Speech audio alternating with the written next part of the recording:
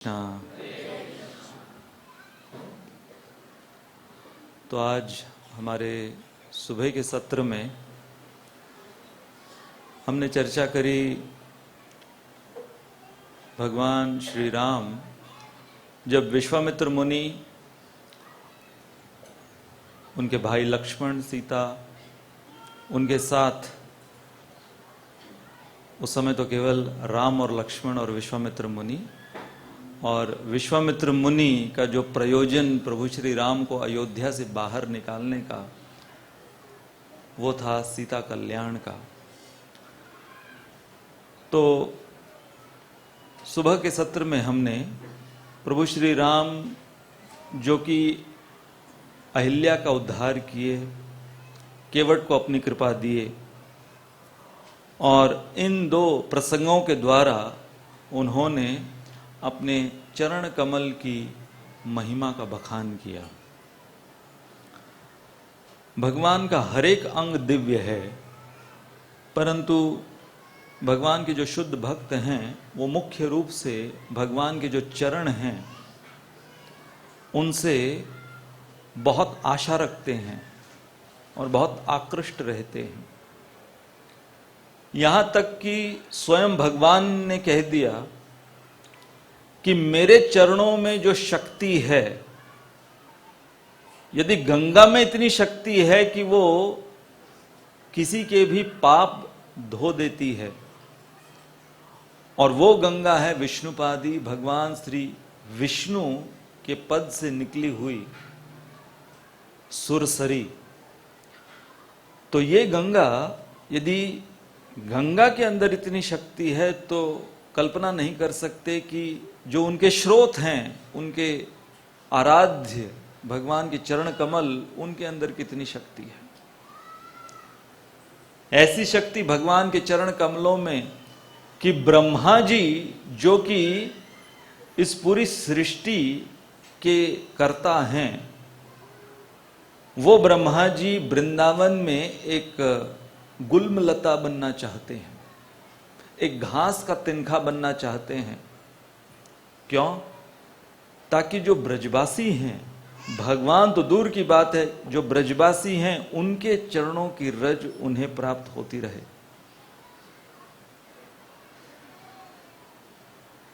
तो अहिल्या और केवट, इन दोनों ने जो सेवा भाव प्रदर्शित किया, उत्साह, निश्चय और धैर्य, ये जो तीन मुख्य गुण हैं भगवान की कृपा प्राप्त करने के।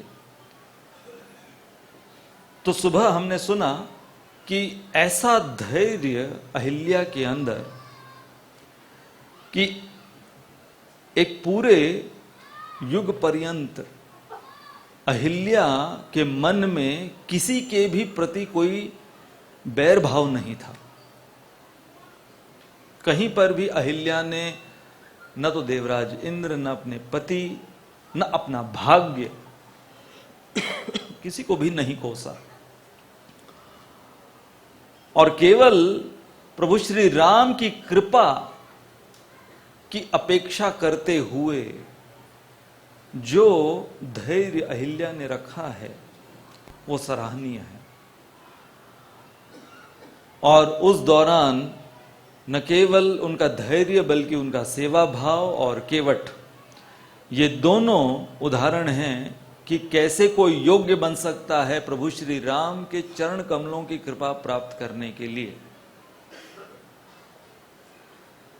तो जब अहिल्या का उद्धार हुआ, उसके पश्चात अब जो आगे की यात्रा राम और लक्ष्मण और विश्वामित्र मुनि की हुई, वो अब उनका प्रवेश मिथिला नगरी जनकपुरी में। तो जैसे हमने सुबह इसकी चर्चा की कि न्योता मिल चुका था जनकपुरी से विश्वामित्र मुनि को, तो महाराज जनक एक दृष्टिकोण से, बाह्य दृष्टिकोण से वो जानते नहीं थे कि राम और लक्ष्मण कौन है, या वो आगे चलकर उनके दामाद बनने वाले हैं ये दोनों। परंतु विश्वामित्र मुनि पर उनको अटूट विश्वास था कि विश्वामित्र मुनि वो अवश्य ही उनकी पुत्री जानकी के लिए कोई ऐसा वर ढूंढेंगे जो कि जानकी के लिए अनुरूप होगा।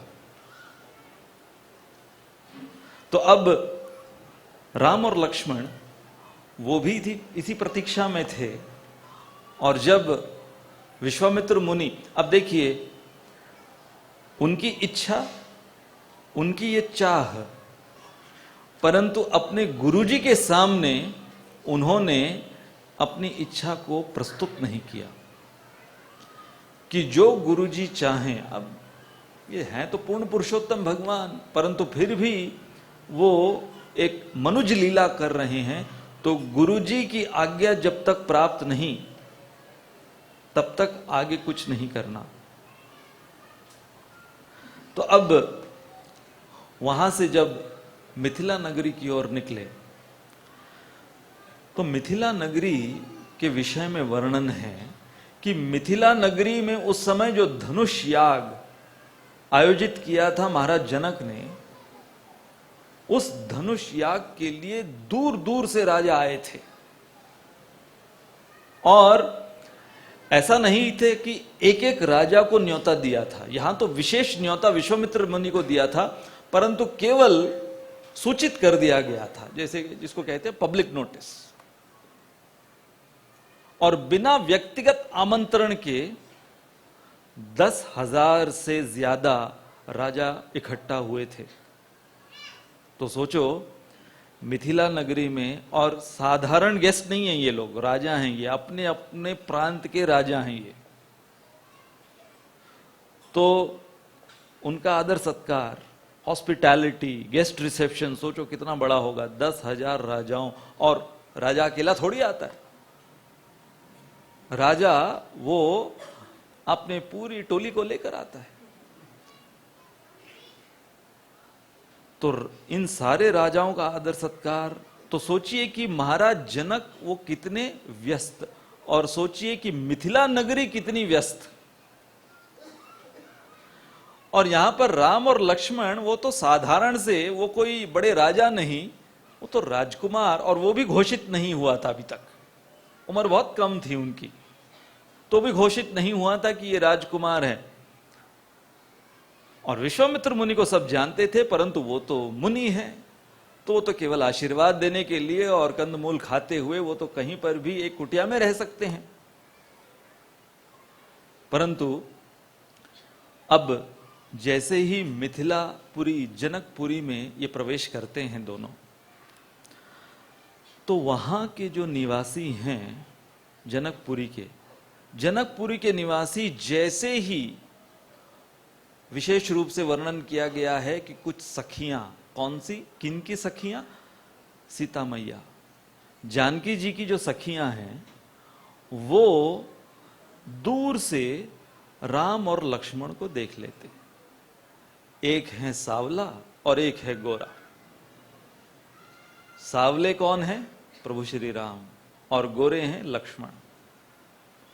तो एक है सांवला, एक है गोरा, इस प्रकार से बात फैल रही थी कि कोई ऐसे दो राजकुमार आए हैं, एक सांवला है और एक गोरा है, और दोनों एक से बढ़कर एक अपनी सुंदरता में वो दिख रहे हैं। तो प्रभु श्री राम वो विश्वामित्र मुनि के साथ उन्होंने एक शांत जगह, विश्वामित्र मुनि ने वो जगह चुनी और उस जगह पर उन्होंने अपना बसेरा किया। अब क्योंकि वो ऋषि मुनि हैं, वन का जीवन जी रहे हैं, तो जो भी उनकी साधना सुबह उठते प्रातः काल ब्रह्म मुहूर्त में वो किया करते थे, तो गुरुजी की सेवा और अपनी साधना और पूजा इत्यादि वो सब के लिए। अब ये नहीं था कि वेकेशन पे आए हुए हैं तो पूजा पाठ साधना वगैरह वो सब भी वेकेशन पर नहीं, वो सब ठीक ठीक सही समय पर चल रहा था। तो इस दौरान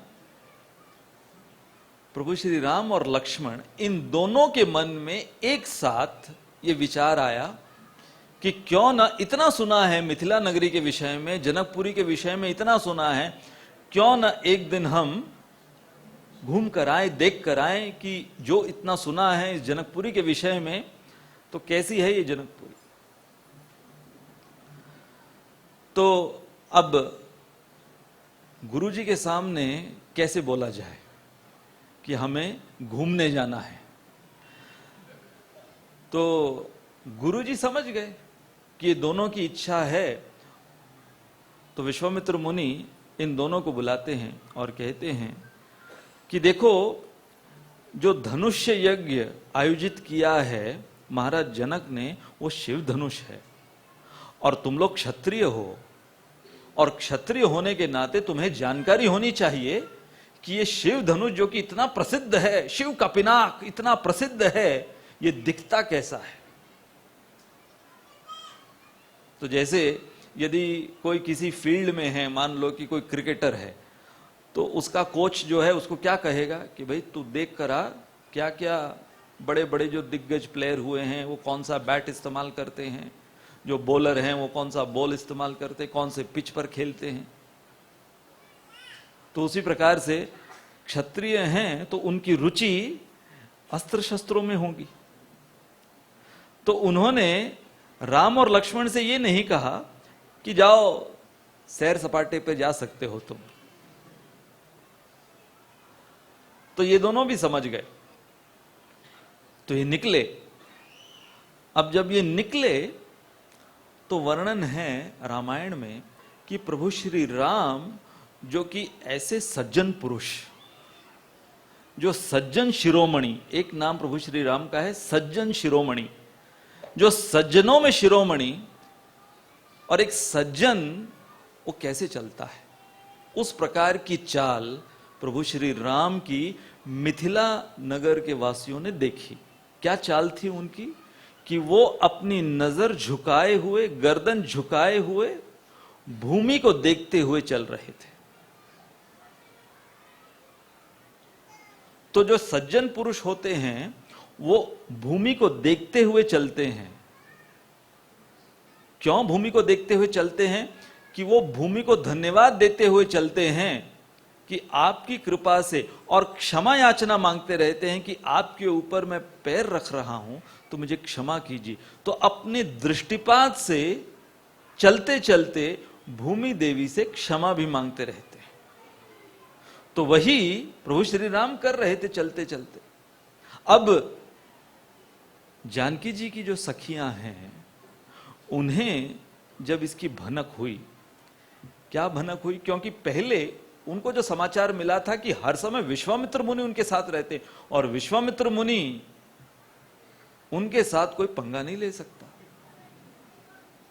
तो विश्वामित्र मुनि यदि साथ में रहेंगे तो फिर हम जो वर होने वाले हैं हमारी जानकी जी के, अभी तक कोई घोषणा नहीं हुई कि ये भाग भी लेंगे क्या धनुष यज्ञ में, परंतु फिर भी उन्हें आशा प्रभु श्री राम और लक्ष्मण से थी। तो अकेले में कब वो आए ताकि हम कुछ रिपोर्ट दे सके जानकी जी को कि धनुष यज्ञ से पहले यदि हो सके तो ये धनुष यज्ञ ही रोक दो और सीधे शादी करा दो राम से।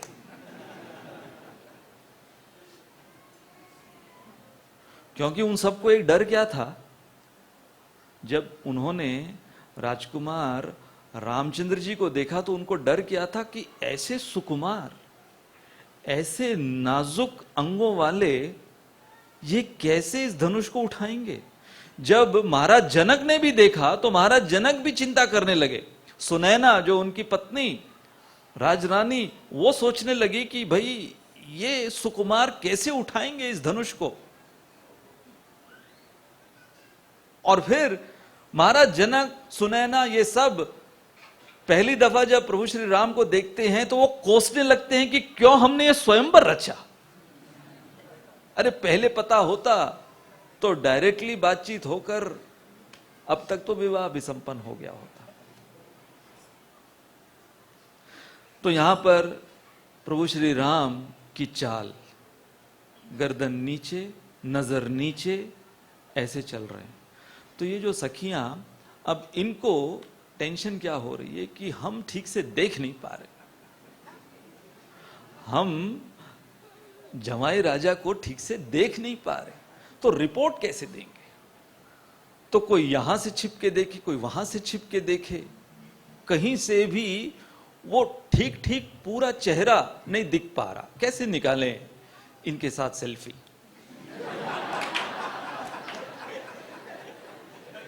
तो पूरा पूरा चेहरा, मुखमंडल तो दिखे।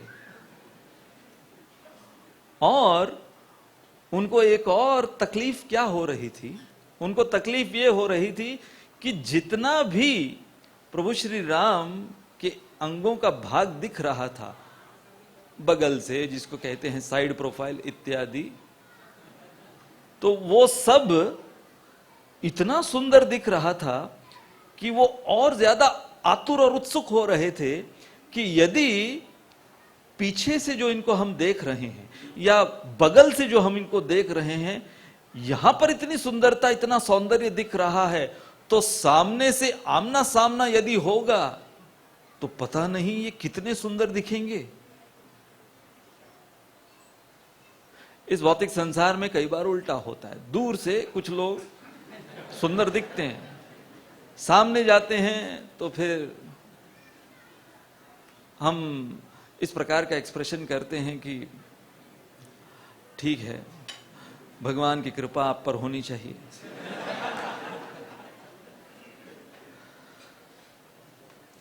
तो अब हुआ क्या कि एक सखी, मिथिला में एक सखी जो कि जानकी जी की सबसे प्रिय सखी, उसका नाम चतुर सखी। और ये चतुर सखी और कोई नहीं बल्कि साक्षात भगवान शिव जी थे। तो भगवान शिव जी, वो चाहे कृष्ण लीला हो या रामलीला हो, वो अवसर कभी जाने नहीं देते, मौका कभी छोड़ते नहीं। तो जैसे कृष्ण लीला में शिव जी गोपेश्वर महादेव के रूप में और क्षेत्रपाल के रूप में, जैसे यहां पर हमारे मदन गोपाल जी आने से पहले शिव जी पहुंच गए थे, ये जो शिव जी का मंदिर है, तो भगवान शिव जी वो पूरी खबर रखते हैं कि भगवान श्री कृष्ण कहां पर अवतरित हो रहे हैं, कौन सी लीला कहां पर उनकी शुरू होने वाली है। और सबसे जो गुह्यतर लीला है, जैसे कि रास लीला, गोपेश्वर महादेव उनका रोल क्या है रास लीला के अंदर, वैसे यहां पर अब क्या होने वाला है, राम और सीता उनकी रास लीला, ये उनकी माधुर्य लीला, ये प्रारंभ होने वाली है। इसलिए शिवजी वो चतुर सखी के रूप में, नाम भी बहुत उपयुक्त उनको मिला, चतुर सखी। तो हम देखेंगे कि वो कितनी चतुर थी। तो ये चतुर सखी, ये लीडर थी बाकी सखियों। तो बाकी सखियां पूछ रही कि कैसे इनका मुखमंडल देखा जाए। तो बहुत सी सखियां ऊपर चली गई, अटारियों पे चली गई, और वहां पर जाकर देखने का उन्होंने निश्चय किया, परंतु वहां से तो उल्टा और कुछ नहीं दिख रहा है, खाली पीछे के उनके केश दिख रहे हैं, और उसके ऊपर भी उनका मुकुट था, वो सब दिख रहा है, और कुछ नहीं दिख रहा। तो चतुर सखी ने कहा कि जब कोई व्यक्ति अपनी गर्दन नीचे किए, नजर नीचे किए हुए चल रहा है, तो उसका ध्यान अपनी ओर आकृष्ट करने के लिए आपको ऊपर से कुछ फेंकना होगा। जब आप ऊपर से कुछ फेंकेंगे तब जाकर उनका ध्यान वो ऊपर देखेंगे कि कहां से ये चीज किसने फेंकी। तो सब ठीक है, हम हमारे घर से आभूषण, गहने इत्यादि लाते हैं और हीरे फेंकते हैं, मोतियों की माला फेंकते हैं, नहीं, अरे ये कोई साधारण जीव है क्या कि इनसे आकृष्ट होंगे तुम्हारे गहनों से, ये मोतियों की माला से? नहीं। तो क्या फेंके? तो उन्होंने कहा सुमन, सुमन फेंको।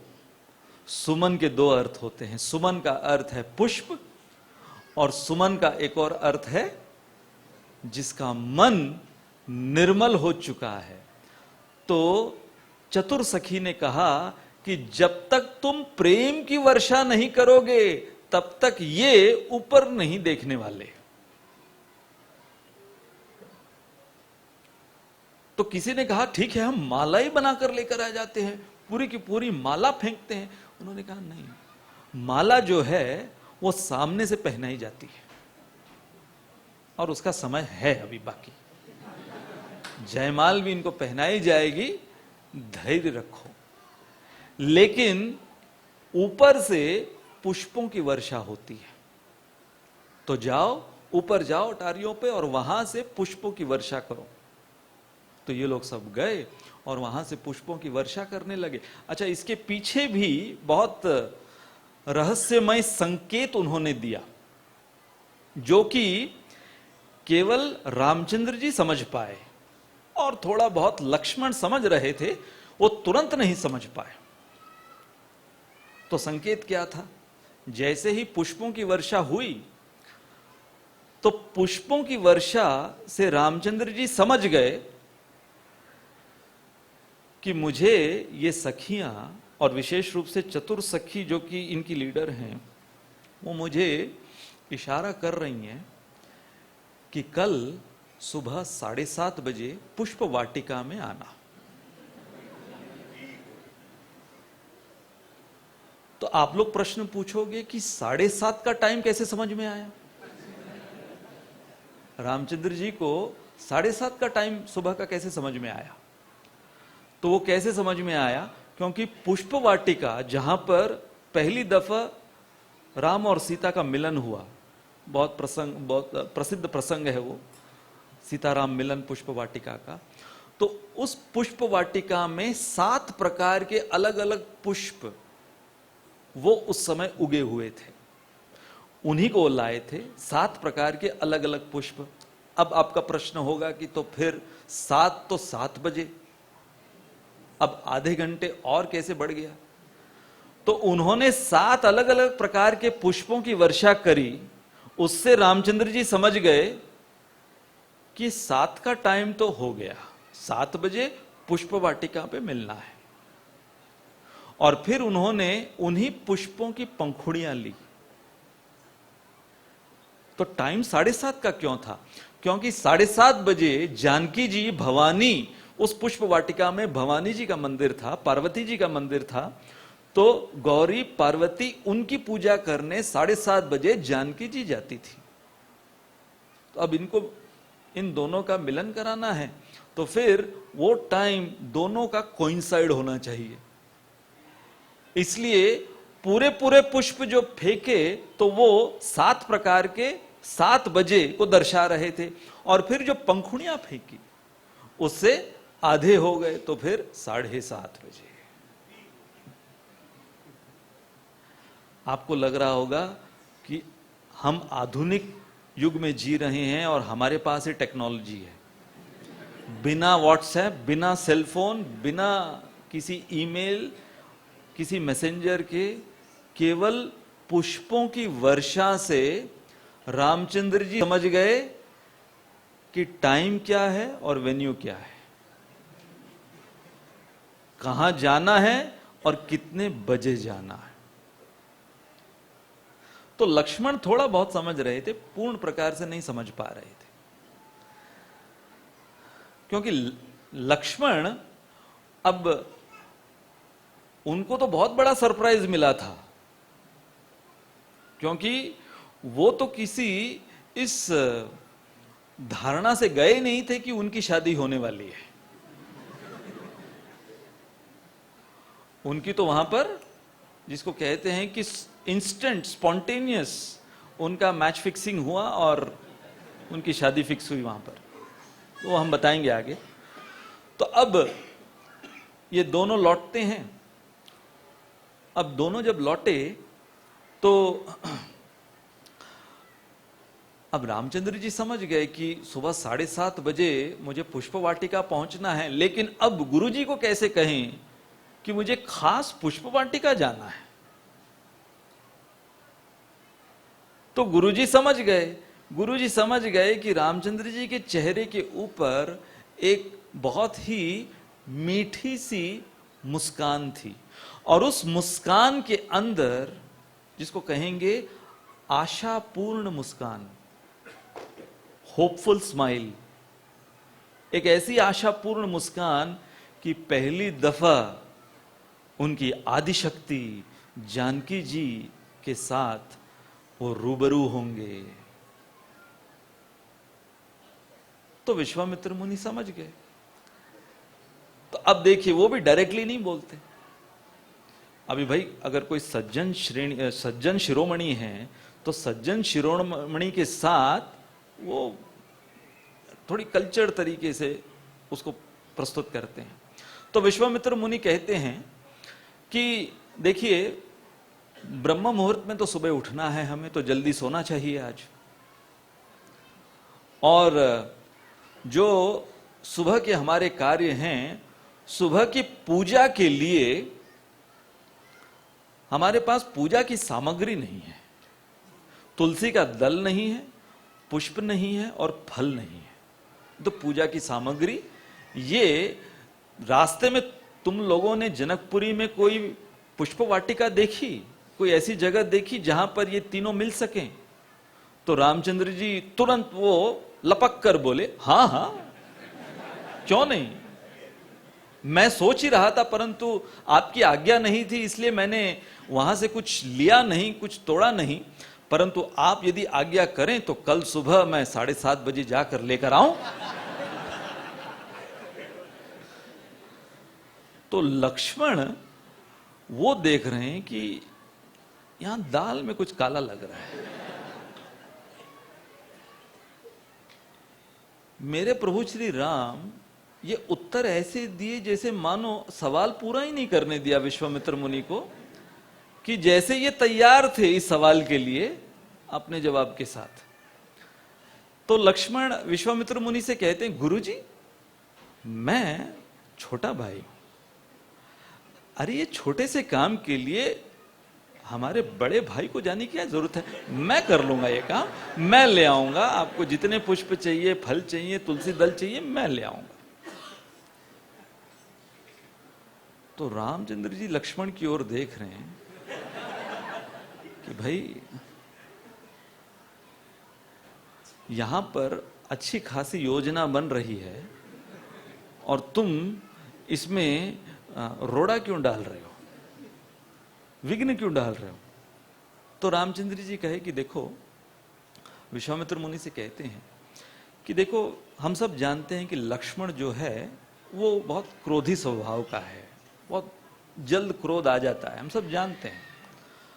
अब ये पुष्प वाटिका जो है ये खास महाराज जनक की है, और यहां पर कोई माली तो अवश्य ही होगा, और उससे परमिशन लेकर, अनुमति लेकर ही ये सब कुछ चीजें, सामग्री लेनी होगी। मान लो कि वो माली मना कर दे, यदि वो मना कर देगा तो आप ही बताइए गुरुजी, लक्ष्मण की प्रतिक्रिया क्या होगी। गुरुदेव ने कहा कि हां, वो तो सही बात है कि इनके स्वभाव के ऊपर कुछ भरोसा नहीं किया जा सकता कि ये कब किस पर क्रोध कर दे, कब किस पर वो अपनी अनुकंपा कर दे, तो कुछ कह ही नहीं सकते। तो इसलिए हम यही निर्धारित करते हैं कि तुम दोनों जाओ, ताकि तुम पुष्प वाटिका भी देख लोगे, और फिर आगे चलकर, क्योंकि यहां पर कई कुछ समय के लिए रहना है, तो आगे चलकर रोज जब हमको ये पूजा की सामग्री वहां से मंगानी है तो फिर जान लोगे, तो फिर कोई अगर एक नहीं रहा तो दूसरा जाके ले आएगा। रामचंद्र जी लक्ष्मण की ओर मुस्कुराते हैं, लक्ष्मण भी मुस्कुराते हैं और अपनी गर्दन हिलाते हुए, वाह भैया, कराओ दर्शन मैया का। अब तो अब दूसरे दिन वो वहां पर 7:30 के समय पहुंचते हैं। तो बहुत सुंदर वर्णन है पुष्प वाटिका का। पुष्प वाटिका का वर्णन जो दिया गया है कि ऐसे ऐसे वृक्ष, ऐसी ऐसी लताएं, ऐसे पुष्प, ऐसे पत्ते कि उस पूरी पुष्प वाटिका में एक भी पत्ता नहीं था जो मुरझाया हुआ था और जिसके ऊपर कोई धूल जमी हुई थी या सूखा हुआ था। सारे नए पत्ते, और फलों की जो महक थी वो कई मीलों तक फैली हुई थी। और ऐसे ऐसे पशु पक्षी और भंवरे वो मंडरा थे वहां पर, और सरोवर, और बीच में वहां पर गौरी, गिरिजा, पार्वती जी का मंदिर। और ये पुष्प वाटिका इतनी सुंदर थी कि देवराज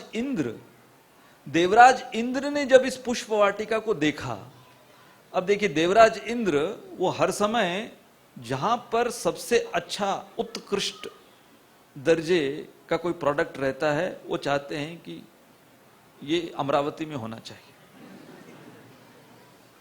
चाहे वो कोई अप्सरा हो, चाहे वो किसी का बागीचा हो, उपवन हो। तो देवराज इंद्र ने अपने माली को भेजा था। कौन सा माली? कहां का?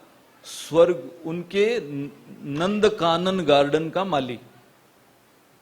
साधारण माली नहीं था वो, उसको भेजा कि सीख कराओ, देखो कैसी पुष्प वाटिका उन्होंने निर्माण करी है, ऐसी पुष्प वाटिका हमारे अमरावती नगरी में होनी चाहिए। तो ये वर्णन दिया गया है। और जैसे ही राम और लक्ष्मण उन्होंने प्रवेश किया तो 5 पक्षियों की आवाज उनको सुनाई दी। नहीं, 4 पक्षियों की आवाज सुनाई दी, एक पक्षी वो मौन था। तो कौन से हैं 5 पक्षी? इनका वर्णन दिया गया है। चातक, तोता, चकोर और कोयल। तो ये 4 पक्षी ये जोर जोर से ये चहचहाने लगे। और 5वां पक्षी मोर वो चुप था। तो रामायण के टीकाकार इसका वर्णन करते हैं कि ये जो 4 पक्षी, ये 4 पक्षी कौन से 4 पक्षी किसका प्रतिनिधित्व कर रहे हैं? तो जो भगवत गीता में भगवान ने कहा कि 4 प्रकार के लोग उनके प्रति आकृष्ट होते हैं, उनके समक्ष आते हैं, आर्त, अर्थार्थी, जिज्ञासु, ज्ञानी, ये 4 लोग। तो जैसे ये 4 लोग भगवान के समक्ष आते हैं, भगवान के प्रति अपनी जिज्ञासा व्यक्त करते हैं, कोई अगर बहुत दुखी है, आर्त है, कोई अर्थार्थी है, कुछ चाहिए उसको भगवान से, या कोई ज्ञानी है, तो जो 4 प्रकार के लोग होते हैं वो बहुत आवाज करते हैं। जैसे कि ये 4 पक्षी बहुत आवाज कर रहे थे, परंतु 5वां पक्षी मोर वो केवल नाच रहा था, वो कोई आवाज नहीं कर रहा था। तो इस मोर की तुलना उस प्रेमी भक्त से की गई है कि प्रेमी भक्त जो है वो अपने कार्यों से, वो अपने कृत्यों से भगवान को आकृष्ट करता है। वो ढोल नहीं पीटता, वो अपने प्रेम का ढोल नहीं पीटता कि मैं कितना बड़ा प्रेमी हूं भगवान का। तो वो मोर उसका प्रतिनिधित्व कर रहा था। अब जब प्रभु श्री राम वहां पहुंचे तो उन्होंने सबसे पहले माली से अनुमति ली। तो जब माली से अनुमति ली तो वो जो माली था वो पानी पानी हो गया कि अरे भाई, ये सारी पुष्प वाटिका यदि मैं आपके सौंदर्य के सामने रख दूं तो ये कुछ भी नहीं, और आप मुझसे अनुमति मांग रहे हो। अरे ये सब कुछ आप ही का है। तो जैसे अनुमति मिली, प्रभु श्री राम गए, और वर्णन किया गया है कि रामचंद्र जी इस पुष्प वाटिका के जो पुष्प हैं उनको वो ले रहे थे। अब देखिए, यदि यहां से मैंने कुछ उठाया, तो यदि मैं अपने हाथ से इसको उठा रहा हूं तो आप क्या कहेंगे? अरे प्रभु जी ने ये केस, चश्मे का केस उठाया। तो यदि पुष्पों को कोई तोड़ता है तो क्या कहा जाता है कि पुष्पों को किसी ने तोड़ा या पुष्पों को नीचे उतारा। तो अब ये क्यों कहा गया है? रामायण में ये वर्णन है कि प्रभु श्री राम ने पुष्पों को लिया, तो लेता कौन है जब कोई सामने वाला देता है? तो प्रश्न है कि प्रभु श्री राम को कौन दे रहा था कि वो ले रहे थे? तो बहुत सुंदर उत्प्रेक्षा है। ये सारे जो पुष्प हैं ये कहां से पैदा हुए हैं? भूमि से पैदा हुए हैं। माता सीता कहां से पैदा हुई है? भूमि से पैदा हुई है। तो माता सीता यदि भूमि से पैदा हुई है और जनकपुरी प्रभु श्री राम का ससुराल बनने जाने वाला है, तो ये पुष्प ये भी तो भूमि से पैदा हुए, तो ये पुष्प माता सीता के भाई हुए। और यदि ये माता सीता के भाई हुए तो ये प्रभु श्री राम के साले हुए। तो साले मियां अब अपने जीजाजी को कुछ परिश्रम करने देंगे, इसलिए वो खुद आगे हो के दे रहे थे, लीजिए लीजिए लीजिए। अरे भाई, हम सब आपके संबंधी हैं, इसलिए हम सब ससुराल वाले हैं और आप हमारे जवाई हैं, इसलिए आपका आदर सत्कार वो हमारा परम धर्म है। इसलिए वो सब आगे हो के अर्पित कर रहे थे। इसलिए कहा गया है रामायण में कि रामचंद्र जी इन पुष्पों को ले रहे थे उनसे, वो तोड़ नहीं रहे थे, वो इनसे ले रहे थे। तो जब चतुर सखी ने ये देख लिया अब प्रभु श्री राम को, क्योंकि आपको यदि पुष्पों को लेना है तो आपको नजर ऊपर करनी होगी, आपकी गर्दन ऊपर करनी होगी। तो मुखमंडल जो देख लिया चतुर सखी ने, तो चतुर सखी वो भागते हुए गई। तब तक बाकी सखियां जानकी जी के साथ हैं, लेकिन ये चतुर सखी, क्योंकि इसका नाम चतुर है, तो ये निकल ली और पहले प्रभु श्री राम का और लक्ष्मण का दर्शन करके ये दौड़ते हुए आई है समाचार देने के लिए जानकी जी को और अन्य सखियों को। तो ये हांफते हुए और भाव विभोर अवस्था में, बोला नहीं जा रहा है, परंतु चेहरे से समझ में आ रहा है कि इसने कुछ ऐसा देख लिया है कि किसी ने आज तक मिथिला नगरी में नहीं देखा हो। तो सभी पूछ रहे हैं कि सखी क्या देखा तूने, क्या ऐसा देख लिया कि तेरे चेहरे पर ऐसा प्रभाव दिख रहा है, ऐसा तेज दिख रहा है? तो चतुर सखी वो कहती है कि मैं क्या बताऊं, मैं क्या बताऊं, क्योंकि मेरी आंखों ने जो देखा वो मेरी जिह्वा उसका बखान नहीं कर सकती, क्योंकि जिह्वा ने देखा नहीं है। और आंखों ने जो देखा है वो बोल नहीं सकती, जिह्वा देख नहीं सकती, आंखें बोल नहीं सकती। तो मैं इस असमंजस में हूं कि जिसने देखा है वो तो बोल नहीं सकती और जो बोल सकती है उसने देखा नहीं, तो मैं कैसे बताऊं? देखिए कितना सुंदर वर्णन है कि इसलिए एक प्रभु श्री राम के भक्त, उन्होंने एक बहुत सुंदर उद्गार, वो रामचंद्र जी के ऊपर एक कविता लिख रहे थे और कविता लिखते हुए उन्होंने, अब उपमाएं देनी होती है, कविता में उपमा देनी होती है, तो रामचंद्र जी की सुंदरता की उपमा वो देने का प्रयास कर रहे हैं अपनी कविता में। और कलम हाथ में है, कलम हाथ में लिए और रामचंद्र जी की सुंदरता किसी उपमा देते हुए बखान करना चाहते हैं। तो वो सोचते हैं, लिखते हैं, रामचंद्र जी इतने सुंदर दिख रहे थे, इतने सुंदर दिख रहे थे, 3 बार लिख दिया, रामचंद्र जी इतने सुंदर दिख रहे थे। और यहां वहां देखने लगे कि किसकी उपमा दें, किसकी उपमा दें, किसकी उपमा दें। और फिर उन्होंने चौथी लाइन में लिख दिया, रामचंद्र जी की ही तरह सुंदर दिख रहे थे। क्योंकि क्या उपमा देंगे उनकी सुंदरता का।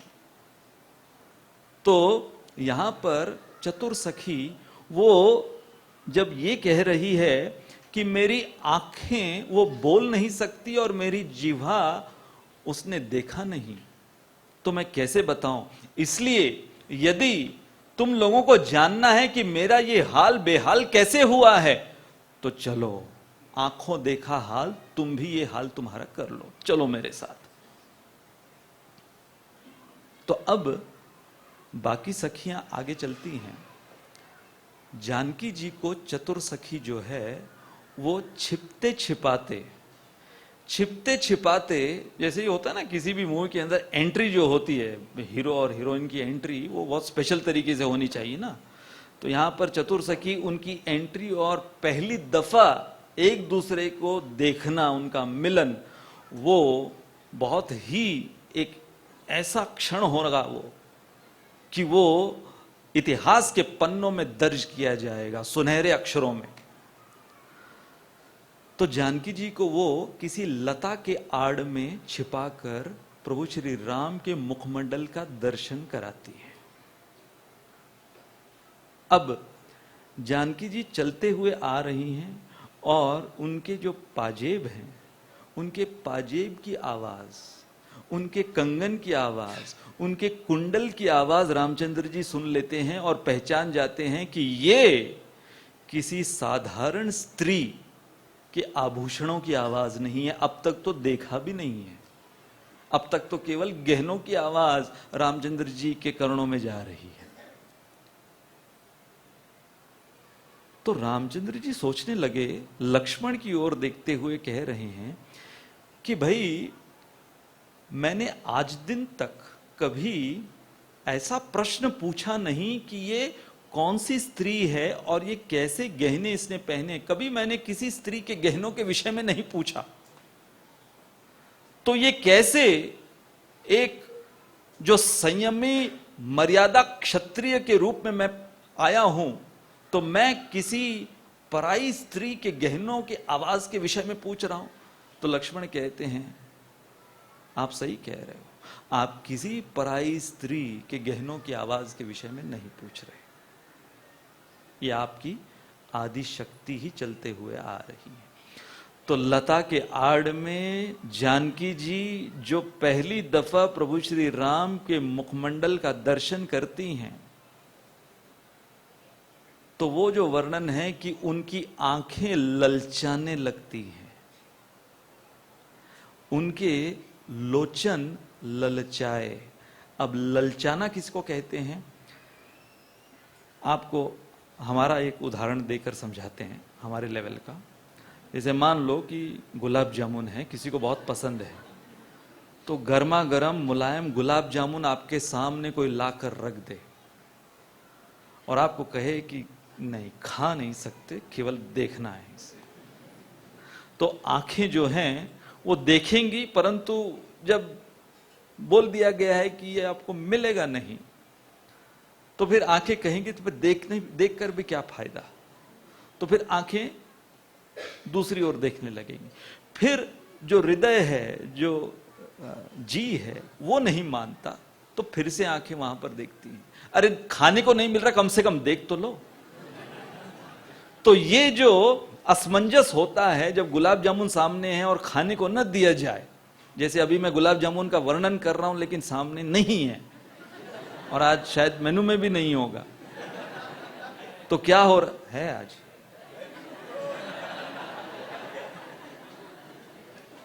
इनका नाम भी जानकीनाथ है।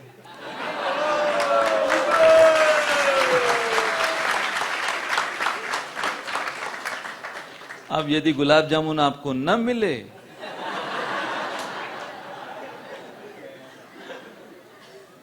तो इनसे पूछिएगा।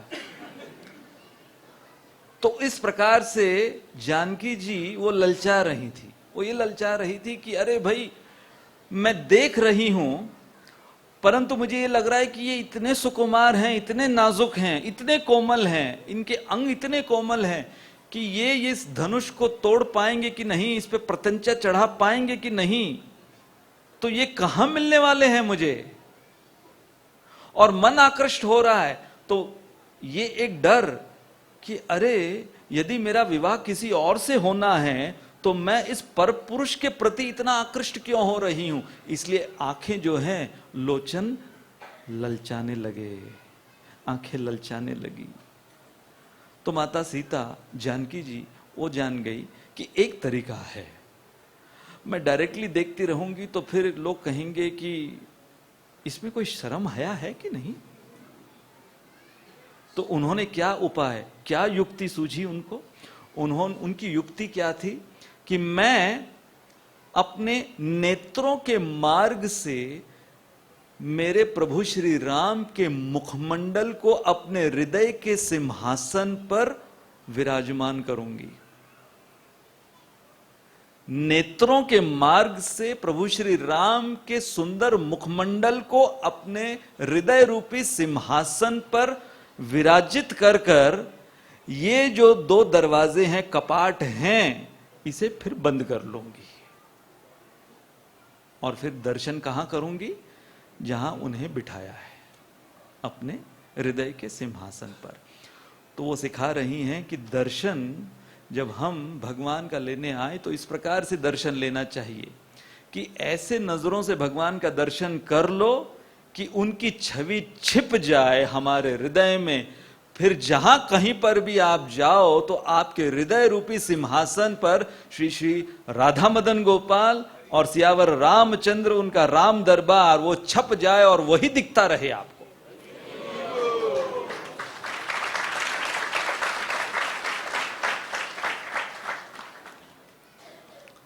तो अब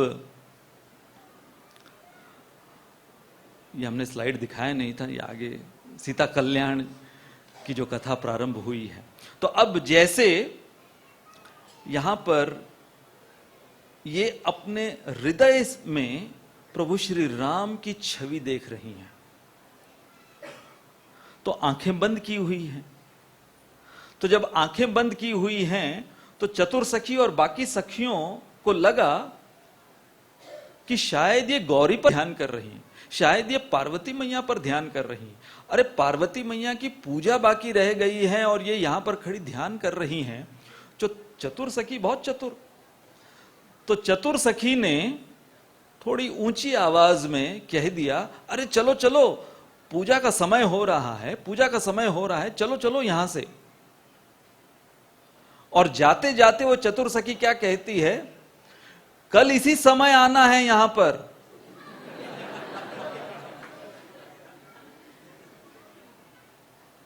अब जिसको समझना था वो समझ लिए कि कल इसी समय यहां पर आना है, अब चलो जल्दी जल्दी चलो। तो जब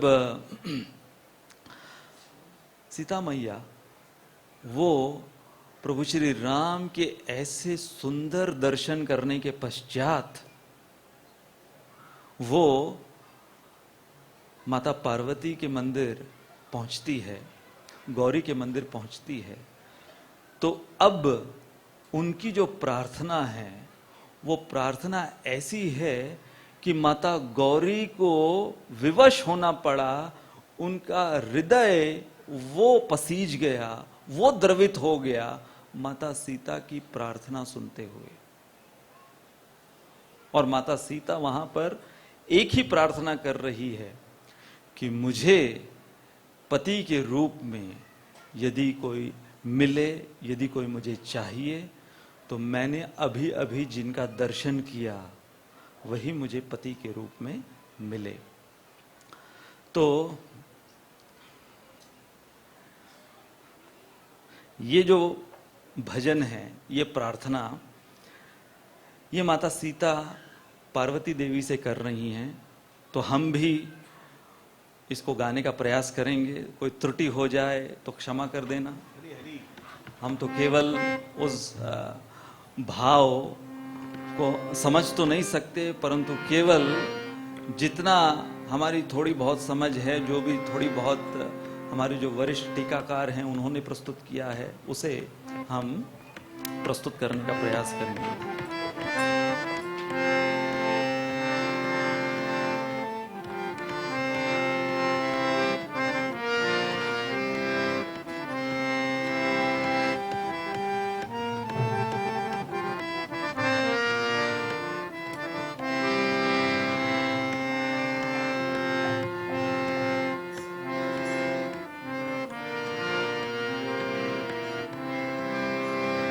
सिया मांग रही अवध को राज, सरजू नहाने को।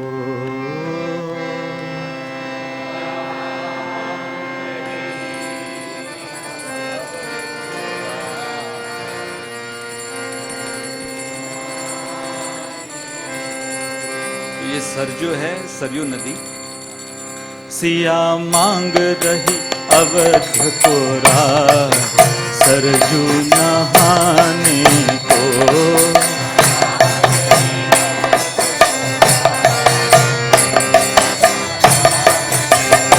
सिया मांग रही अवध को राज, सरजू नहाने को।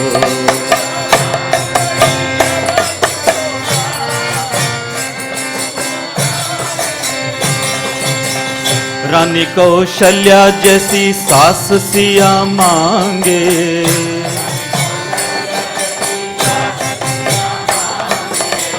रानी कौशल्या जैसी सास सिया मांगे।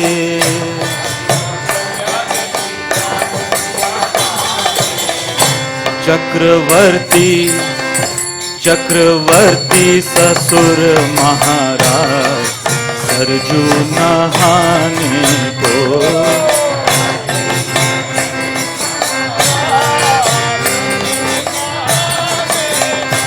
चक्रवर्ती ससुर महाराज, सरजू नहाने को।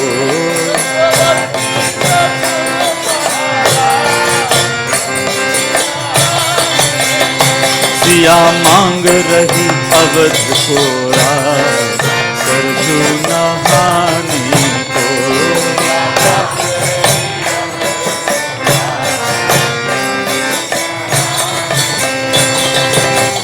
देवर हो भरत लखन रिपुसूदन,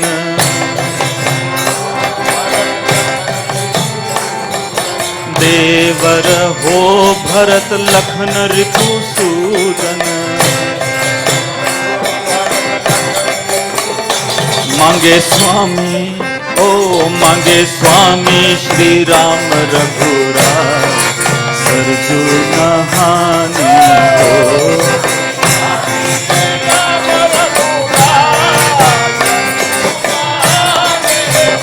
मांगे स्वामी श्री राम रघुराज, सरजू नहाने को।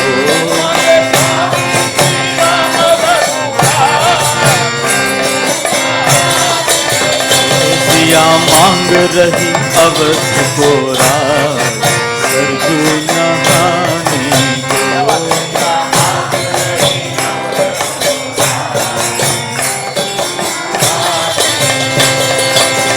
रामायण गाने को मांगे सीता,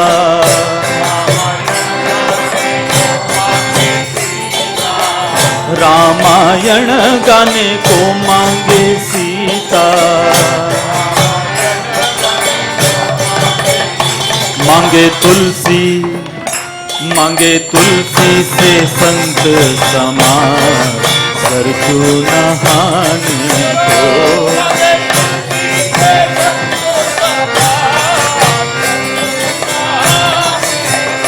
मांगे तुलसी से संत समाज, सरजू नहाने को।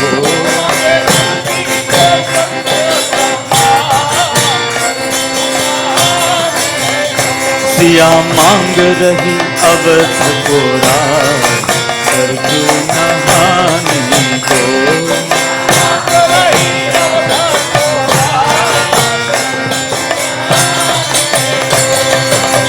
सेवा सुख मांगे सिया जी को मेवा,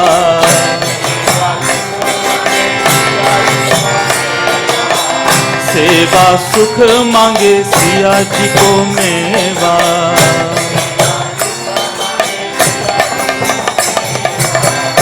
मांगे सेवा का नित्य प्रसाद, सरजू नहाने को।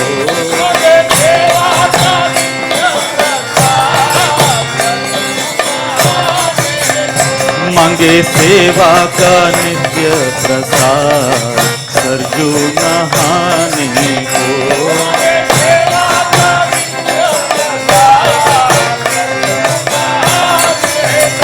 सिया मांग रही अब थोड़ा, सरजू नहाने को।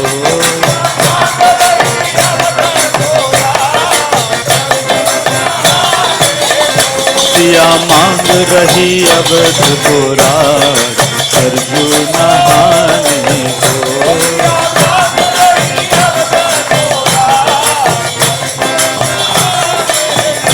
जय सीताराम सीताराम सीताराम, जय सीताराम।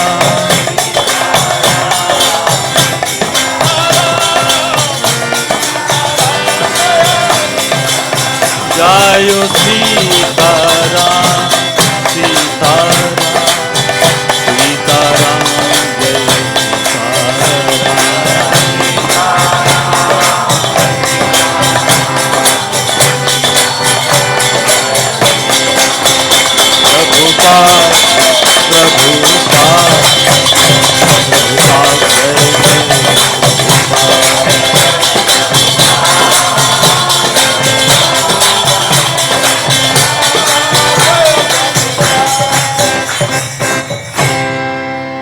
तो जैसे यहाँ पर माता सीता ने मांग लिया कि मेरा ससुराल, वहाँ पर कौन कौन, मुझे मेरे ससुराई चाहिए,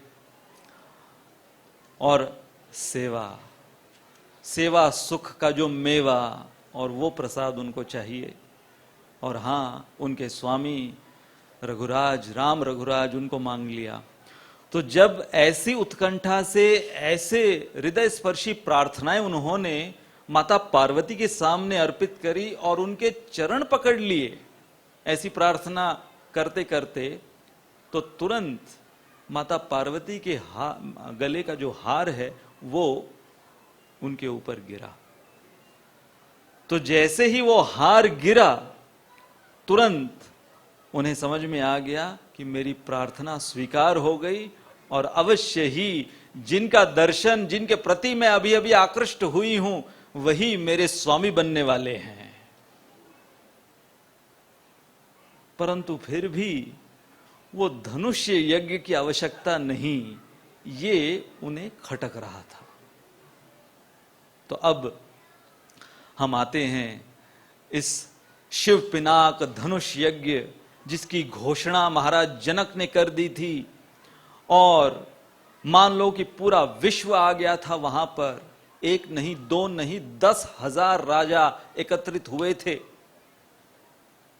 और जब उस सभा में विश्वामित्र मुनि, प्रभु श्री राम, लक्ष्मण, और वो उन राजाओं के साथ नहीं बैठे हुए थे, तो ये समझ में आ रहा था कि ये यज्ञ इन राजाओं के लिए है और ये तो केवल अतिथि के रूप में बैठे हुए हैं।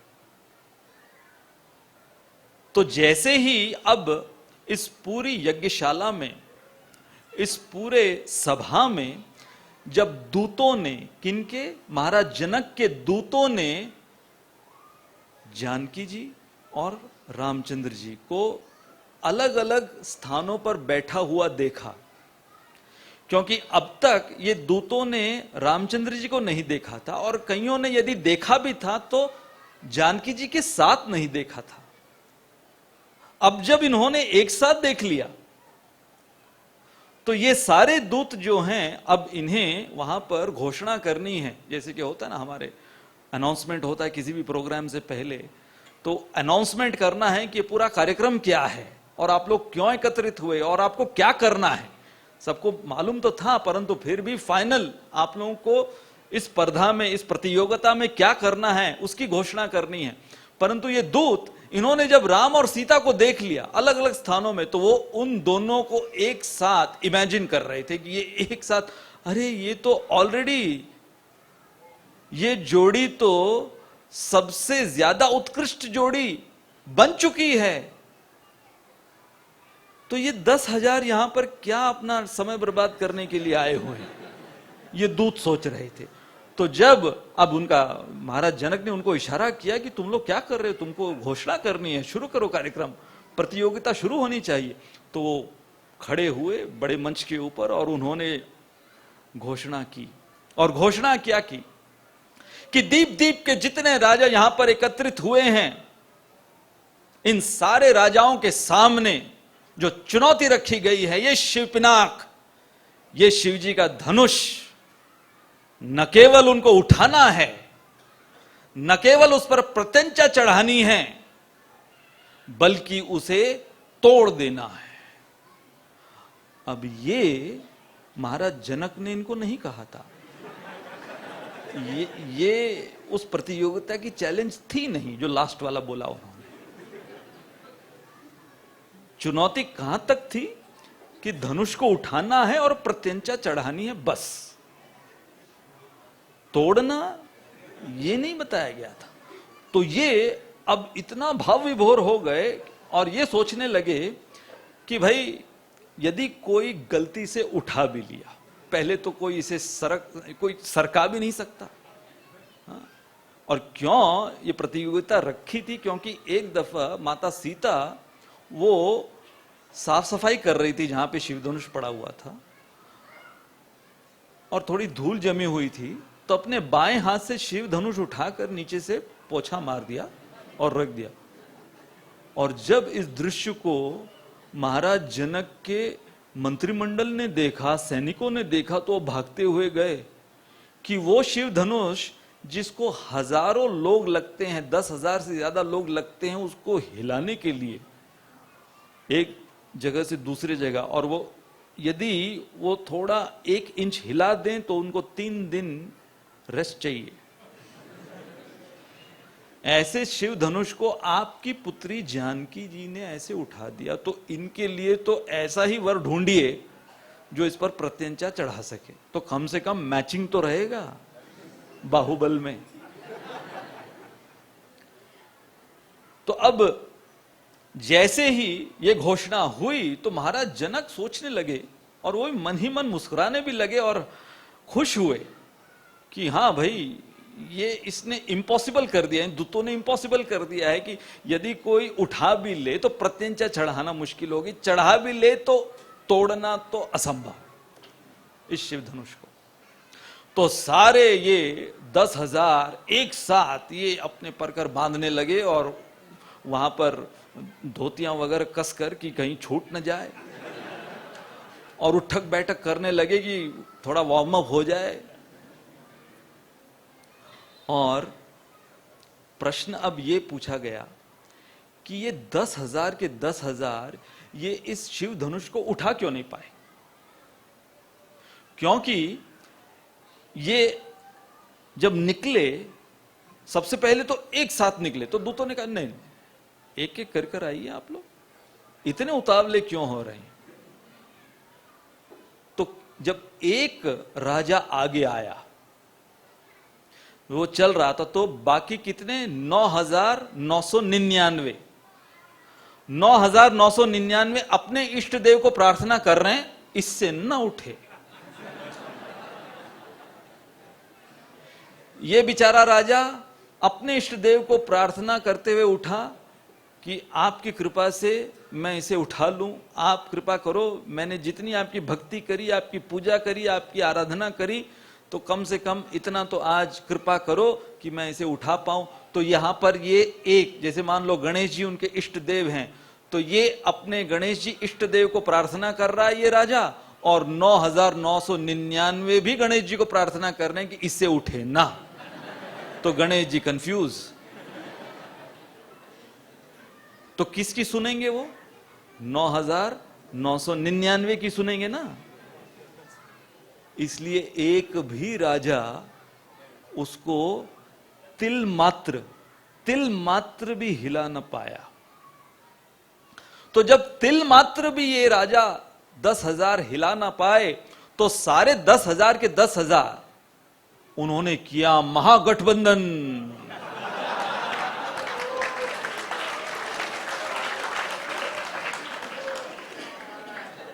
और महागठबंधन उन्होंने किया और कहा कि हम एक साथ जाकर उसको उठाएंगे।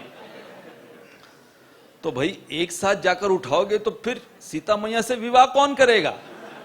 10,000 के 10,000 तो नहीं करेंगे, तो विवाह कौन करेगा? तब उन्होंने, इस महागठबंधन ने किस निर्णय पर ये आए कि हम जाकर पहले उठा लेंगे और उसके पश्चात फिर हम एक दूसरे से लड़ेंगे, और लड़ने के पश्चात एक दूसरे को मार काट कर जो अकेला बचेगा वो जानकी जी से विवाह करेगा। तो आप अब समझ लो कि महागठबंधन का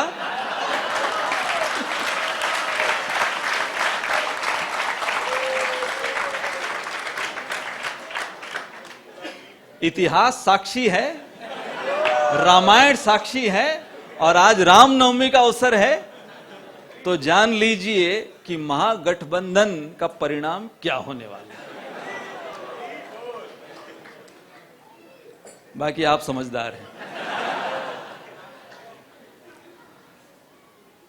तो जैसे यहां पर महाराज जनक ने देखा, तो महाराज जनक वो तिलमिला गए क्रोध में।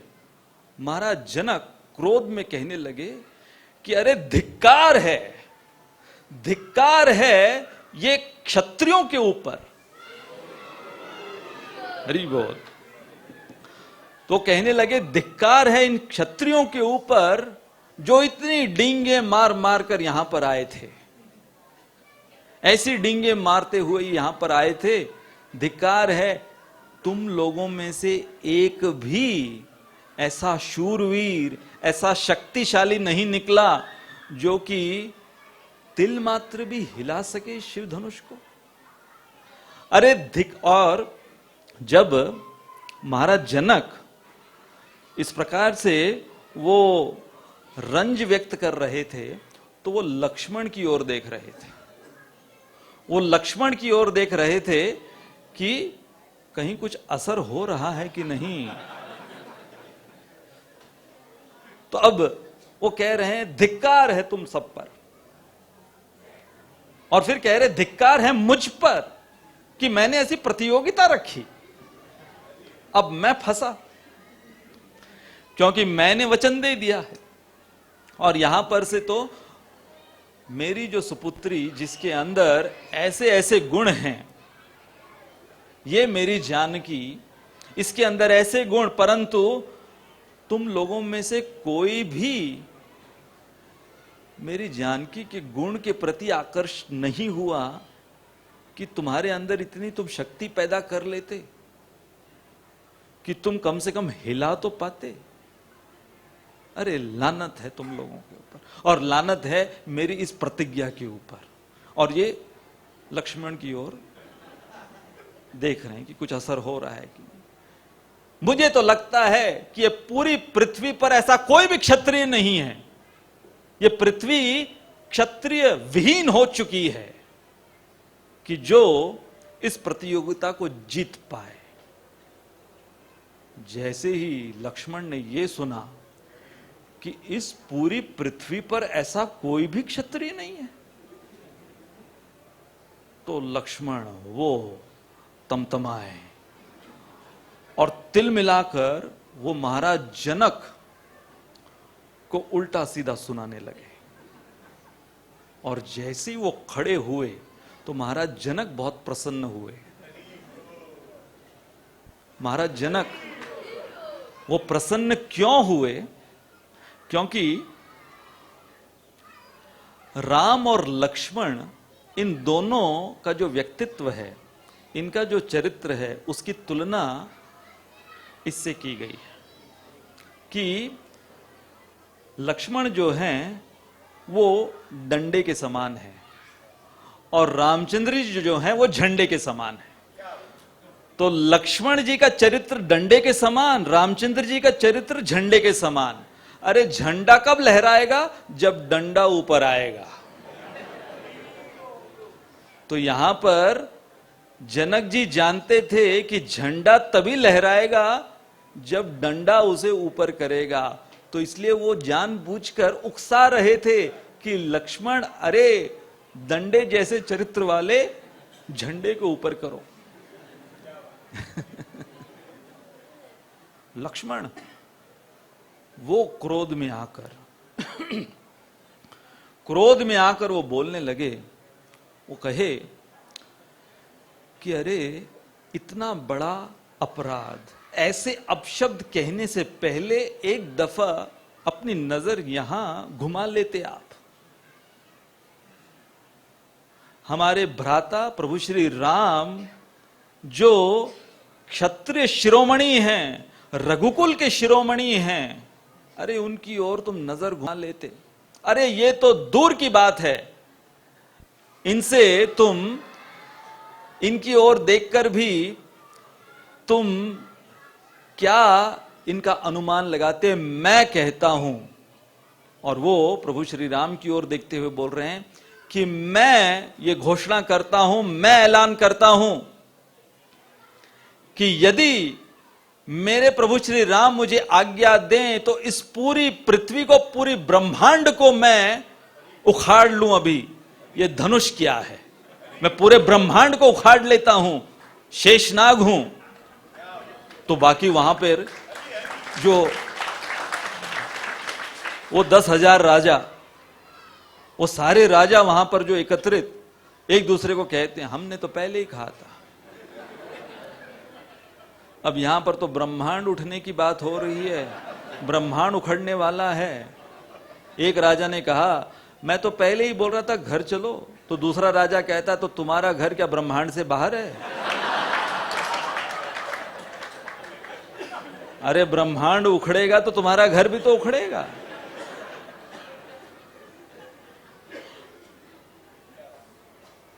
और फिर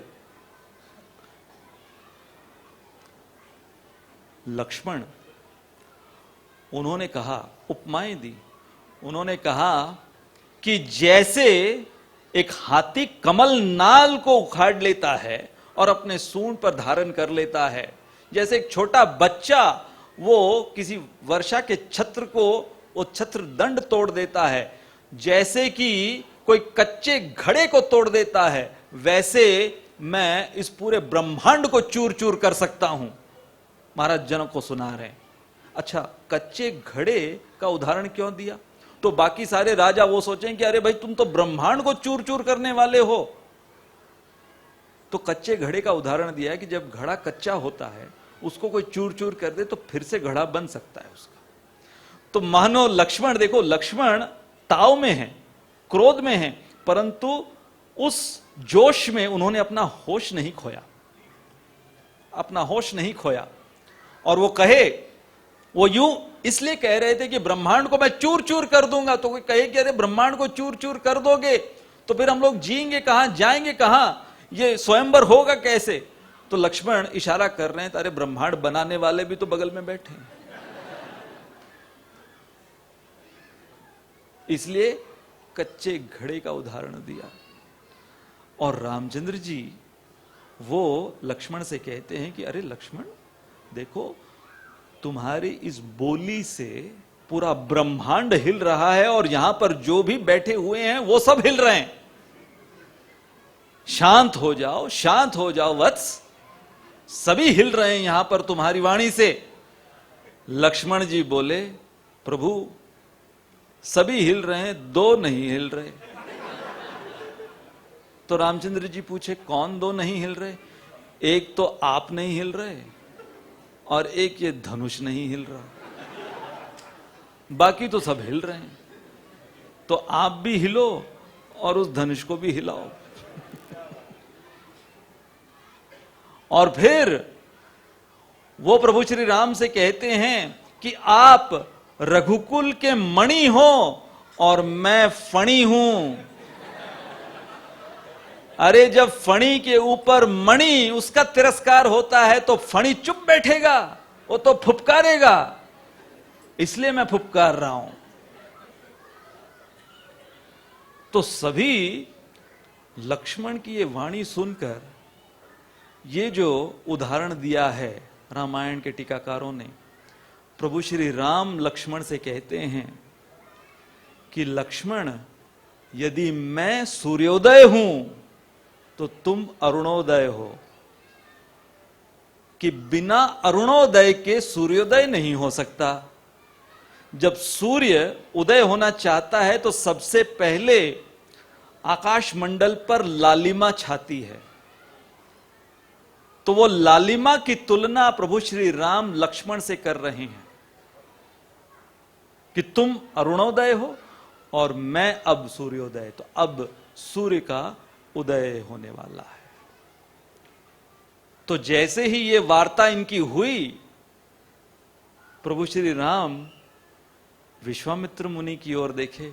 गुरुजी की आज्ञा जब तक नहीं होगी तो विश्वामित्र मुनि, प्रभु श्री राम ने अब अपनी गर्दन घुमाई थी, विश्वामित्र मुनि ने इशारे से कह दिया, जाओ बेटे जाओ, जाओ वत्स जाओ, तुम्हारे लिए ही ये सब कुछ निर्धारित किया गया था। तो प्रभु श्री राम सोचे कि गुरुजी ने तो संकल्प में धनुष तो तोड़ ही दिया है, मुझे तो केवल हाथ लगाना है।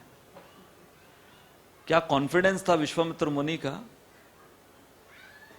तो बाकी सारे राजा देख रहे हैं, अब प्रभु श्री राम जैसे एक मतवाला हाथी चलता है, वैसी मतवाली चाल चलते हुए धनुष की ओर प्रभु श्री राम अग्रसर हो रहे हैं।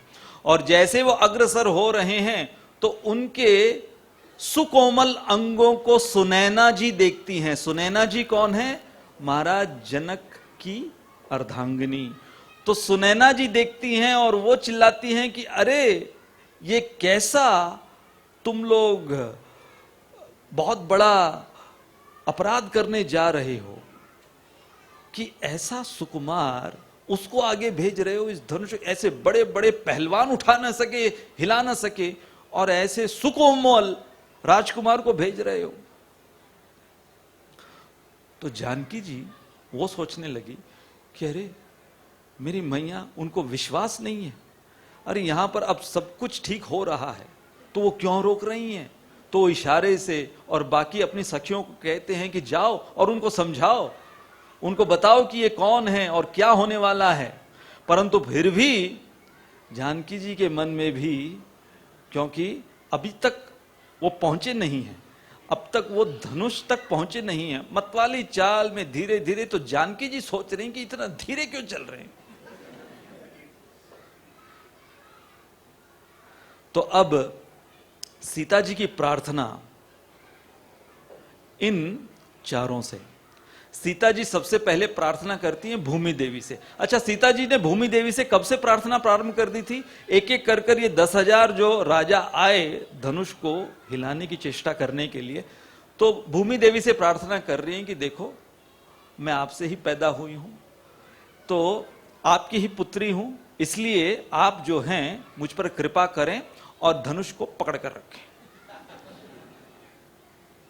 अच्छा, एक और बात मैं भूल गया कि जब प्रभु श्री राम धनुष की ओर अग्रसर हो रहे हैं, मतवाली चाल चलते हुए जा रहे हैं, तो लक्ष्मण जो है अपना दाहिना पैर जोर जोर से भूमि पर मार रहे हैं। तो सभी देखने लगे लक्ष्मण को क्या हुआ, ये भूमि पर जोर जोर से क्यों मार रहे हैं। तो लक्ष्मण भूमि देवी को, कच्छप को, वराह को, जो कि भूमि से संबंधित है, उन सब को लात मार मार कर बोल रहे हैं कि मेरे प्रभु आ रहे हैं धनुष को उठाने के लिए, हल्का कर दो, अपने गुरुत्वाकर्षण को छोड़ो। पृथ्वी भूमि को कहा कि अपने गुरुत्वाकर्षण को छोड़ो। तो भूमि देवी ने, लक्ष्मण उनसे पैक्ट किया था कि जब प्रभु श्री राम चलते हुए आएंगे तो मुझे संकेत करना अपने चरण थपथपाकर। तो जोर जोर से मार रहे हैं, बाकी किसी को समझ में नहीं आया। माता सीता ब्रह्मा जी से प्रार्थना कर रही हैं। ब्रह्मा जी से क्या प्रार्थना उन्होंने की कि ब्रह्मा जी आपने मुझे इतना सुंदर बनाया है, मुझे आप बदसूरत बना दीजिए, केवल मेरी सुंदरता मेरे प्रभु श्री राम ही मुझे देखें, ये लोग सब मेरी बदसूरती देखकर चले जाएं। यहां तक वो प्रार्थना कर रही हैं ब्रह्मा जी से। पूरे शिव परिवार से तो प्रार्थना करनी थी, क्योंकि धनुष तो उन्हीं परिवार से आया था। तो सबसे पहले वो पार्वती जी से प्रार्थना करती हैं, शिव जी आपके हैं। शिव जी आपके हैं और ये धनुष आपके शिव जी का है, तो कृपा करके आप लोग आपस में वार्तालाप कर लीजिए, हल्का कर दीजिए इस धनुष को। आप दोनों की तो शादी हो चुकी है, तो मुझ पर कृपा कीजिए। तो पार्वती जी से प्रार्थना कर रही हैं, शिव जी से प्रार्थना कर रही हैं, गणेश जी से प्रार्थना कर रही हैं। गणेश जी को कह रही हैं कि आप विघ्नहर्ता हो, आप इसको हल्का कर दो। गणेश जी बोले, भाई मैं खुद हल्का नहीं, अरे मेरा साइज देखो, मैं खुद हल्का नहीं हूं, मैं कैसे इसे हल्का करूंगा। तो बहुत सुंदर बात जानकी जी वो गणेश जी से कहती हैं कि आपके अंदर अपने आप को हल्का करने की शक्ति है। आप दिखते नहीं हो हल्के, आप वजनदार दिखते हो, परंतु आपके अंदर हल्के होने की शक्ति कैसे है? आपका वाहन देखो, इतना सा चूहा, अरे इतना सा चूहा आपका वाहन, इतने से चूहे के ऊपर इतना वजनदार देवता बैठ सकता है, और चूहा फिर भी वो आनंदित होकर यहां वहां उनको ले जा सकता है। मतलब आपके अंदर हल्के करने की शक्ति है। और फिर शिव धनुष से प्रार्थना करी कि और कुछ नहीं तो आप ही हल्के हो जाओ। अब तक प्रभु मतवाली चाल चलते हुए रास्ते में हैं, अब तक पहुंचे नहीं है, यहां पर इनकी प्रार्थनाएं चालू हैं। तो शिव धनुष पूछे कि मेरा वजन मैं कहां दूंगा? अरे मैं हल्का हो गया, मेरी तो प्रसिद्धि मेरे वजन में है, तो मेरा वजन मैं दूंगा कहां? तो जानकी जी कहती है, ये सारे जो 10,000 राजा आए हैं, इतने हिलडुल रहे हैं, ये सब हल्के फुल्के हैं, कोई वजन नहीं इनके अंदर, सारा वजन इनके अंदर डाल दो। और फिर जैसे ही प्रभु श्री राम वहां पर पहुंचे और उन्होंने जैसे ही स्पर्श किया, धनुष के मध्य भाग को स्पर्श करते ही जैसे कि एक छोटा सा बालक वो किसी हल्के से पुष्प को या कमल नाल को उठा लेता है, वैसे प्रभु श्री राम ने अपने एक हाथ से इस शिव पिनाक शिव धनुष को उठा लिया। न केवल उठाया बल्कि प्रत्यंचा चढ़ाई, न केवल प्रत्यंचा चढ़ाई बल्कि इसे टुकड़ों में तोड़ दिया, भंजन। यहां पर 2 वर्जन्स हैं। एक है जहां पर प्रभु श्री राम ने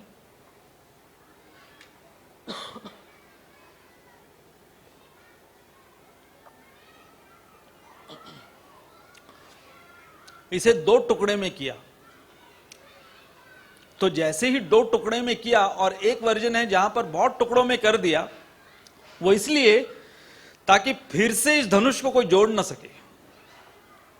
परंतु यहां पर हम ये वाला वर्जन लेंगे कि 2 टुकड़ों में इस धनुष को तोड़ दिया प्रभु श्री राम ने।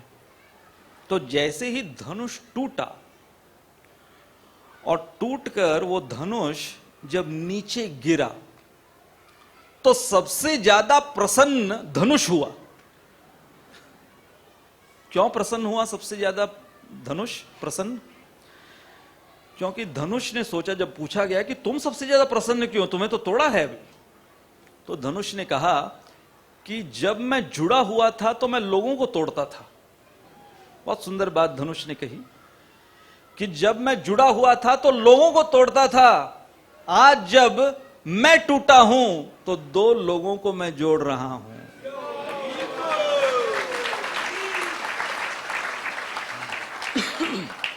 तो उससे वो समझा रहे हैं, वो शिव धनुष समझा रहे हैं कि ये जो धनुष है वो घमंड का प्रतीक है।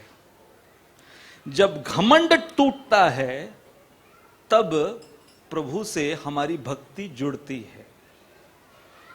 अब देखिए, जब प्रभु श्री राम ने इस धनुष को तोड़ा तो धनुष, जब बाकी राजा पूछे तो हम जब आए थे तब क्यों नहीं टूटे, तब क्यों नहीं हिले, तो धनुष इनसे कहता है कि अरे यदि ऊपर उठना ही है तो प्रभु श्री राम के हाथों उठो,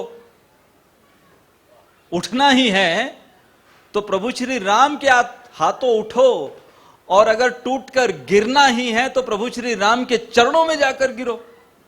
वही उसने किया, 2 भागों में प्रभु श्री राम के चरणों में जाकर गिरा। और एक बहुत सुंदर उत्प्रेक्षा है कि वो जो रस्सी, उस धनुष की जो रस्सी है वो वैसी की वैसी रही, अर्थात वो नरम थी।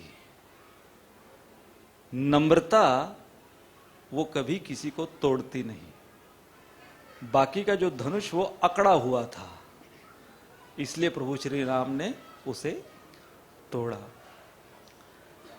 तो जैसे हमने हमारे सुबह के सत्र में ये 2 मुद्दे लिए थे, प्रभु श्री राम के चरण कमल, और आज ये संध्या के सत्र में प्रभु श्री राम के कर कमल। तो प्रभु श्री राम के कर कमल, एक तो धनुष को तोड़ा, उसके पश्चात फिर माता सीता तुरंत जयमाल लेकर आई। वो कोई प्रतीक्षा नहीं करी कि कोई कहे उनको जयमाल सामने लेकर आओ, वो तुरंत जयमाल हाथ में रखी हुई थी, रेडी थी वो। उनको अब विश्वास हो गया था कि ये तोड़ देंगे, वो लेकर आई प्रभु श्री राम।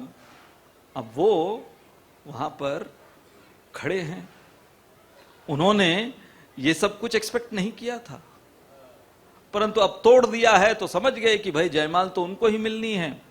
लेकिन वो झुक नहीं रहे। तो लक्ष्मण जी ने देखा कि ये झुक नहीं रहे, तो हर समय वो आते हैं माता सीता की मदद के लिए। तो वो जाकर प्रभु के चरण स्पर्श करते हैं। जैसे ही चरण स्पर्श करते हैं तो प्रभु लक्ष्मण को, ये अचानक तू मेरे चरण क्यों छू रहा है? नीचे झुके। जैसे ही झुके तो सारी सखियों ने इशारा किया, डाल दी, यही समय है, यही समय है, डाल दो। और उस समय फिर उन्होंने जो जयमाल प्रभु श्री राम के गले में डाली, और वहां पर वो सीता कल्याण का जो पहला प्रसंग वो संपन्न हुआ। और उसके पश्चात अब तक तो वहां पर महाराज दशरथ और अयोध्या में तो किसी को बताया ही नहीं है। यहां पर जिसको कहेंगे इनिशियल सीता कल्याण तो हो गया, अब तो बारात आनी बाकी है। तो फिर तुरंत दूतों को भेजा महाराज जनक ने अयोध्या नगरी उनको देखनी थी। वो दूत जाकर गए, बताए महाराज दशरथ, वशिष्ठ मुनि। जैसे ही वशिष्ठ मुनि ने सुना तो पूरी अयोध्या नगरी और बारात सजकर निकली है, बारात सजकर निकली। और जितने रास्ते में सब देख रहे थे इस बारात को, तो सब जुड़ रहे थे कि हम भी आ जाएं, हम भी आ जाएं इस बारात में। तो कई प्रश्न पूछ रहे हैं, कई प्रश्न पूछने लगे कि भाई बारात तो जा रही है लेकिन दूल्हा कहां है?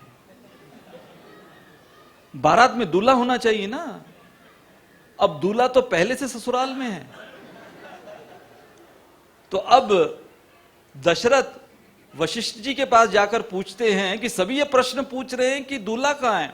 तो वशिष्ठ जी कहते हैं चिंता मत करो, भरत को लेकर आए, शत्रुघ्न को लेकर आए, इनको बोलो ये है 2 दूल्हे, क्योंकि उनकी भी शादी होने वाली है वहां पर। वशिष्ठ जी जानते थे, क्योंकि जब वो वहां पर पहुंचे, अब जैसे ही उनका आदर सत्कार हुआ, बारात वहां पर पहुंची, तो वहां पर 21 दिन पहले पहुंची और 21 दिन शादी के पश्चात, विवाह के पश्चात और वो रुके। तो जब विवाह हो रहा था, जब विवाह का जो मुहूर्त निकला, उस समय विश्वामित्र मुनि और वशिष्ठ मुनि वो दोनों मिले। हम सब इनका इतिहास जानते हैं। तो अब ये प्रश्न पूछा गया, बाकी सखियां भी पूछ रही थी, मिथिला नगरी पूछ रही थी कि ये जो लक्ष्मण हैं, महाराज दशरथ ने पूछा, किनको? जनक महाराज को पूछा कि आपकी कोई और पुत्री है क्या? तो उन्होंने कहा अरे एक नहीं और 3 हैं। कौन? कुशध्वज उनके भाई, उनकी 2 बेटियां मांडवी और श्रुतकीर्ति, और उर्मिला। तो उर्मिला माता सीता की बहन, और कुशध्वज की 2 बेटियां जो उनको कजिन कहेंगे, वो मांडवी और श्रुतकीर्ति। तो ऐसे कर कर मंडप जो लगा, ये कहा गया है रामायण में कि केवल इन 4 भाइयों का नहीं लगा, वहां पर अयोध्या नगरी से जितने अविवाहित आए थे और मिथिला में जितनी अविवाहित स्त्रियां थी, सखियां थी जानकी जी की, उन सब का विवाह वहां पर आयोजित किया गया। ओरिजिनल सामूहिक विवाह।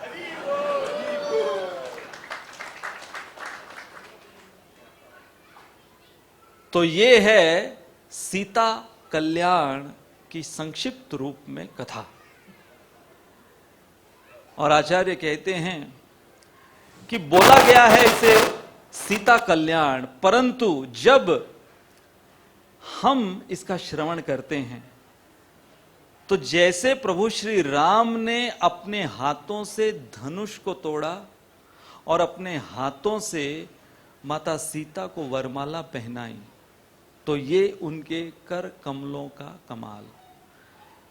तो यदि हम प्रभु श्री राम के कृपा पात्र बनना चाहते हैं, तो हम यदि प्रामाणिक रूप से केवल प्रभु श्री राम की ऐसी कथाओं का श्रवण कीर्तन कर लें इस कलयुग के अंदर, तो केवल श्रवण कीर्तन करने से हमारा कल्याण निश्चित है। तो इसलिए राम और सीता का मिलन, इसी में हमारा कल्याण छिपा हुआ। इसलिए विश्वामित्र मुनि वो विश्व के मित्र बने, उन्होंने ये कल्याण करवाया। और विश्वामित्र मुनि के पश्चात जो सुंदर हुए, सुंदर कांड में वो है हनुमान जी, जिन्होंने पुनः सीता और राम को मिलाया। तो सीता और राम को मिलाना यही एकमात्र हमारे लिए आशा की किरण है, हमारे कल्याण के लिए। बहुत बहुत धन्यवाद। हरे कृष्ण।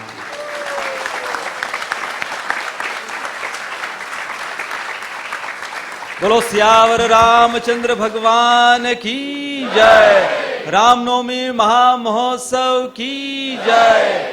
राम सीता कल्याण की जय। शिल प्रभुपाद की जय। अनंत कोटि वैष्णव वृंद की जय। निताय गौर प्रेमानंदी। हरि हरि गौर। श्रीमान शिक्षा